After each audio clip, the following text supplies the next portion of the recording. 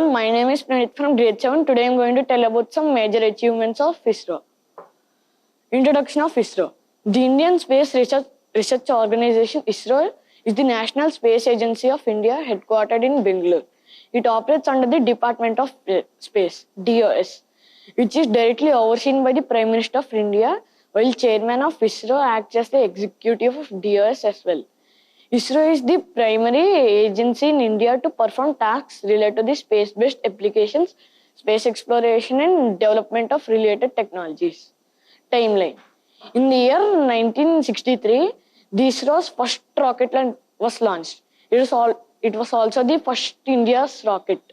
In 1975, the first satellite known as Surya was launched. In 1979, the first remote sensing rocket, also known as Bhaskara 1, was launched. In 1980, first experimental satellite was launched. In 2008, India's first moon mission launched, which is also known as Chandrayaan, but it was failed. The ISRO again tried to rebuild the Chandrayaan. Again in 2009, the India again sent the Chandrayaan 2 to the space, but it was also failed. Now you can raise your queries. The references that I used. Thank you.